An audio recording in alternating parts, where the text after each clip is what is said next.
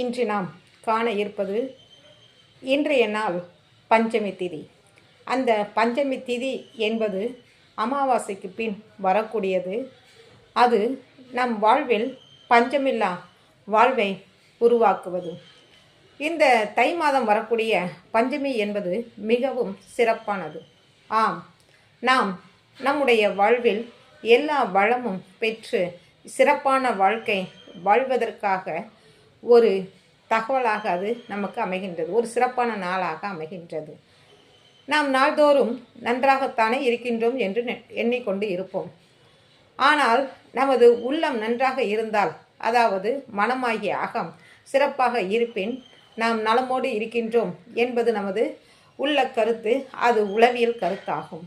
அந்த மனம் சிறப்பாக இருந்தால் நம்முடைய வாழ்க்கையும் சிறப்பாக இருக்கும். வாழ்க்கை என்பது ஏற்றங்கள் இறக்கங்கள் நிறைந்ததுதான். அது தவிர்க்க முடியாத ஒன்று.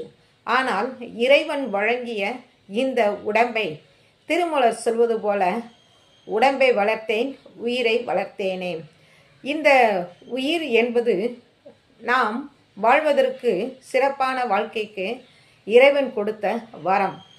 அந்த வரத்தை நாம் நன்றாக பயன்படுத்த வேண்டும்.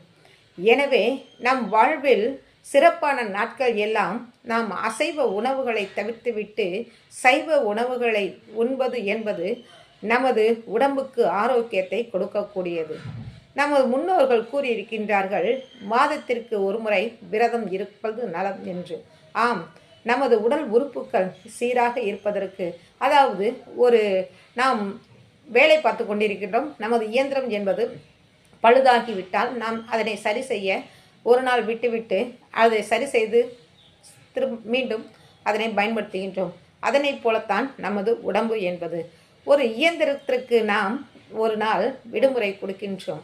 ஆனால் நமது உடம்பிற்கு நாம் விடுமுறை கொடுக்கின்றோமா? அதாவது விடுமுறை என்பது தற்செயலான ஒன்றுதான், தற்காலிகமான ஒன்றுதான், நிரந்தரமான தீர்வு அல்ல. எனவே அன்று நமது உணவில் சரியான உணவாக சற்று குறைவாக எடுத்துக்கொள்ளும் பொழுது அது நமக்கு எளிதில் ஜீரணமாகின்றது.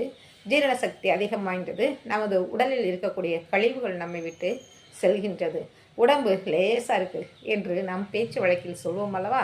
அதுபோல் அது உடம்பு லேசாக இருக்கின்றது அப்படிங்கிறது நம்முடைய உடம்புக்கு ஆரோக்கியமாக கொடுக்குது. அதுக்கு நாம் இன்று விரைவில் சாப்பிடக்கூடிய ஃபாஸ்ட் ஃபுட்டு சாப்பிட விரைவில் நமக்கு நோய்கள் வருகின்றது. அன்று நமது பெற்றோர்களுக்கோ அல்லது மூதாதையர்களுக்கோ இரத்த கொதிப்பு இருந்ததா? இல்லை. மேலும் நீரிழிவு நோய் இருந்ததா? இல்லை. கேன்சர் என்று சொல்லக்கூடிய நோய் இருந்ததா? இல்லை. ஏன் நமக்கு மட்டும் வருகின்றது என்று நாம் சொல்லிதான் இருக்கின்றோமே தவிர அதற்கான தீர்வாக எந்த முயற்சியையும் நாம் எடுக்கின்றோமா என்றால் அது சற்று பின்னோக்கி தான் நாம் நிற்கின்றோம். அந்த பின்னோக்கி பார்க்கும் பொழுது நமது இயற்கை உணவுகளை நாம் உண்டால் நமக்கு நல்லது. ஆர்கானிக் அப்படிங்கிற என்று சொல்லக்கூடிய அந்த இயற்கை சார்ந்த உணவுகள் இன்று மக்களிடையே ஒரு விழிப்புணர்வு வந்து கொண்டு தான் இருக்கின்றது. என்று விவசாயம் நமக்கு, இயற்கை விவசாயம் முன்னோக்கி செல்கின்றதோ நமது ஆரோக்கியமும் முன்னோக்கி செல்லும் என்பது உண்மைதான். அதாவது யானை வரும் பின்னே மணி யோசை வரும் முன்னே. அதை போலத்தான் நாம் நமது உணவு வரும் பின்னே ஆரோக்கியம் வரும் முன்னே என்று எடுத்துக்கொள்ளலாம். காலச்சூழலுக்கு ஏற்றவாறு நாம் எல்லாம் மாறிடுச்சுப்பா, நம்ம மட்டும் என்ன மாறுறது என்று சொல்லாமல் நாம் நம்முடைய செயல்களில் திடமான நம்பிக்கை, நேர்மை என்றும் நமக்கு கை கொடுக்கும் என்பதைப் போல நாம் வாழக்கூடிய வாழ்வில் நமக்கு சிறப்பாக இவை இருக்கும்.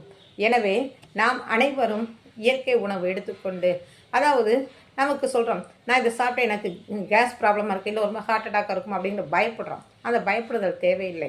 ஏனென்றால் இயற்கை உணவு நமக்கு எப்பொழுதும் நமது நேர்மையான பாதைக்கு தான் இட்டு சொல்லும்.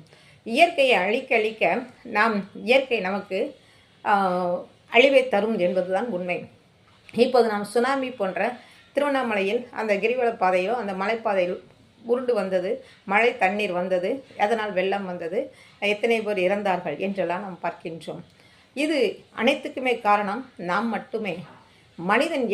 மனிதர்களாகிய நாம் இயற்கையோடு ஏந்த வாழும் பொழுது எந்த நோயும் நமக்கு வராது.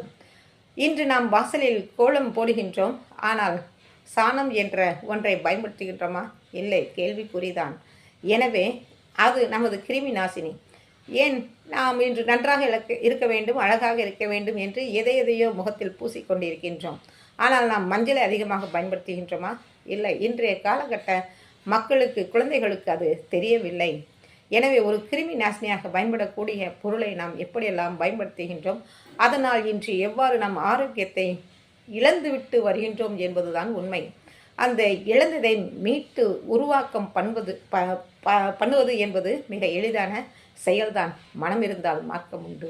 எனவே அந்த மனதை நாம் நன்றாக வைத்துக்கொண்டு சிறப்பாக வாழ இயற்கையோடு இயைந்த முன்னோர்கள் ஒன்றும் முட்டாள்கள் அல்ல. அனைவரும் அறிவியல்வாதிகள். முன்னோர்கள் செய்து வைத்த செயல்களை இன்று ஆராய்ச்சி செய்து கொண்டுதான் அறிவியல் அறிஞர்கள் என்று சொல்லிக் கொண்டிருக்கின்றோம். அந்த அறிவியலுக்கு அடித்தளம் ஈட்ட நமது முன்னோர்கள், மூதாதையர்கள், பாட்டன்கள், பாட்டிமார்கள் அவர்கள் வாழ்ந்த வாழ்க்கையை நாமும் வாழ்வோம். அனைவரும் இணைந்து ஒன்றாக வாழ்வோம் என்று கூறுவதில் பெருமிதம் கொள்கின்றேன். எனவே இயற்கையோடு இயைந்த வாழ்வை நாம் வாழ வேண்டும். நோயில்லா வாழ்வை வாழ இறையருள் புரியட்டும்.